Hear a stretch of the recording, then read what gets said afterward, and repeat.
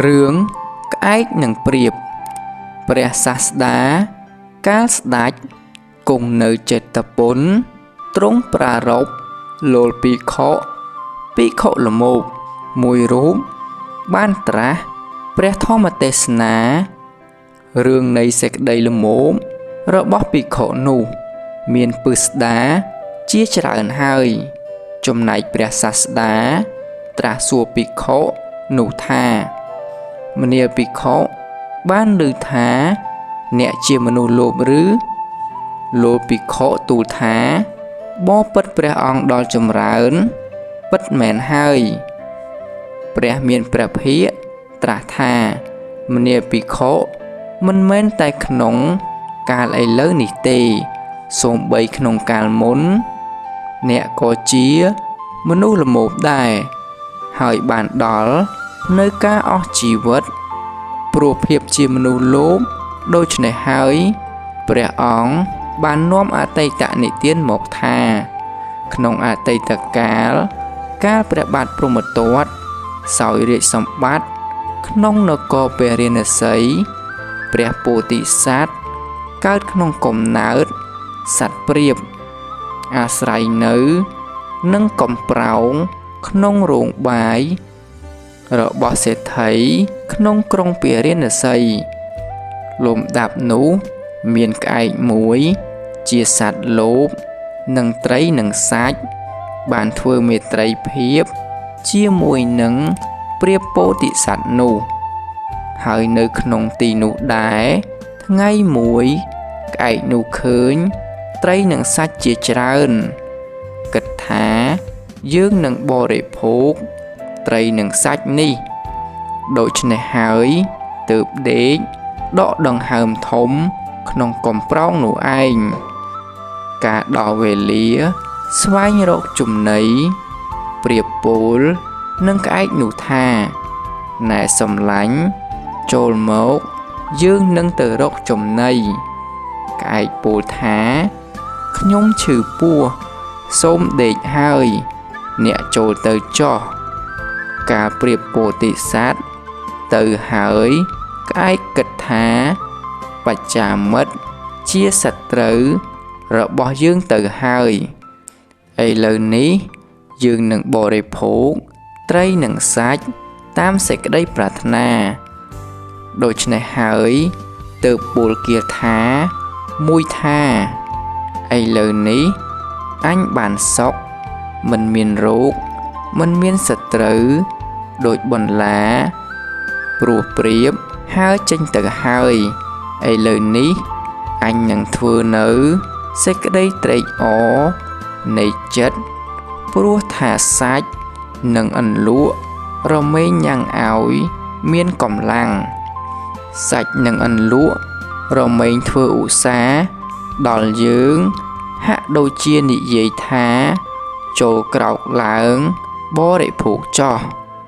ក្នុងការដែលចុងភៅចំអិនត្រីនិងសាច់ហើយចេញពីរោងបាយដើម្បីឲ្យញើសហូរចេញពីសរីរៈក្អែកនោះ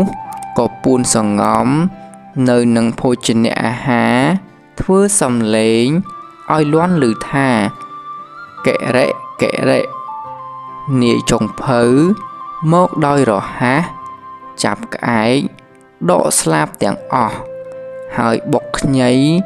និងម្ទេសស្រស់ជាមួយនឹងគ្រាប់ស្ពៃច្របល់ដោយទឹកដោះជូរនិងខ្ទឹមរួចលាបសរីរៈទាំងអស់ត្រដុសចាក់និងដុំគ្រួសចងក្អែកនោះដោយអំបោះហើយបោះទៅក្នុងកំប្រោងរួចក៏ដើរចេញទៅព្រាបមកហើយឃើញក្អែកនោះការសើចចំអកទៅពោលថាកុកនោះដូចម្ដេចបានមកដេកក្នុងកំប្រោងរបស់សំឡាញ់នៃយើងសំឡាញ់របស់យើងនោះកាចណាស់គេមកហើយនឹងគប្បីសម្លាប់អ្នកដូច្នោះហើយក៏ពោលគាថាទីពីរថានេះជាកុកអ្វីជាសត្វមានកំប៉ោយជាចោ មានមេឃជាបិតាណែនាងកុកចូលនាងមកខាងអាយក្អែកជាសំឡាញ់របស់ខ្ញុំកាចក្អែកស្ដាប់ពាក្យនោះហើយពោលគាថាថាអ្នកមិនគួរសើចនឹងខ្ញុំព្រោះឃើញខ្ញុំដល់នៅសេចក្តីទុក្ខយ៉ាងនេះដែលត្រូវកូនអ្នកគ្រូដកស្លាបប្រឡាក់ដោយម្សៅម៉ត់ក្អែកពោលថាឥឡូវនេះលោកឃើញខ្ញុំដែលដល់នៅសេចក្តីទុក្ខបែបនេះហើយកុំសើចអីសូមលោកកុំធ្វើការសើចចំអកក្នុងការនេះឡើយប្រៀបនោះនឹងការសើចចំអកទើបពោលគាថាអ្នកមានខ្លួនងូតស្អាតស្រឡាប់ដោយល្អឆ្អែតស្កប់ស្កល់ដោយបាយនិងទឹកអ្នកមានកែវពីទូពុននឹងទៅកាន់នគរកជង្គលៈឬប្រៀបសំដៅយកអំបែងនោះពោលថាសូម្បីតែកែវពីទូកែវមณี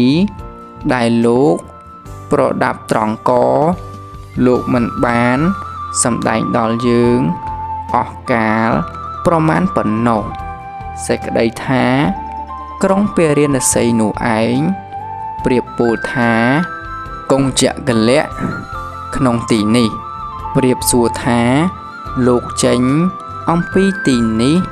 នឹងទៅខាងក្នុងនគរឬលំដាប់នោះក្អែកក៏ពោលគាថាទី5ថាសត្វជាមិត្តឬជាសត្រូវរបស់អ្នកកុំទៅកាន់នគរកុងចក្រលៈឡើយពួកជនក្នុងនគរនោះបានបោចរោមហើយចងប្រឡៅត្រង់ក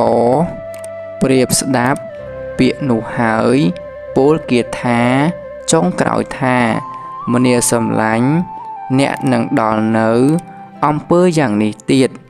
ព្រោះមាយាទរបស់អ្នកតែយ៉ាងនឹងភោគទាំងឡាយរបស់មនុស្សមិនមែនសត្វស្លាបបរិភោគបានទេបណ្ដាបទទាំងនោះសេចក្តីថាអ្នកនឹងដល់សេចក្តីទុក្ខបែបនេះទៀតបើសិលមាយាទរបស់អ្នកនៅតែបែបនេះប្រៀបពោធិសត្វឲ្យអវាទដល់ក្អែកយ៉ាងនេះហើយมันអាចនឹងនៅក្នុងទីនោះទៀតទើបតទះស្លាបហើរទៅកាន់ទីដតីចំណែកក្អែកក៏ដល់នៅការអស់ជីវិតក្នុងទីនោះឯងព្រះសាស្តាបាននាំព្រះធម្មទេសនានេះមកហើយទ្រង់ប្រកាសសច្ចៈទាំងឡាយនឹងប្រជុំជាដកក្នុងការទីបញ្ចប់នៃសច្ចៈលោកភិក្ខុបានតាំងនៅក្នុង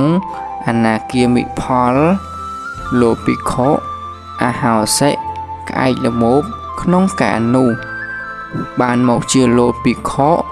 ចំណែកប្រៀបគឺតថាគតនេះឯងរឿងក្អែកនឹងប្រៀបសូមចប់តែត្រឹមប៉ុណ្ណេះសូមអនុមោទនា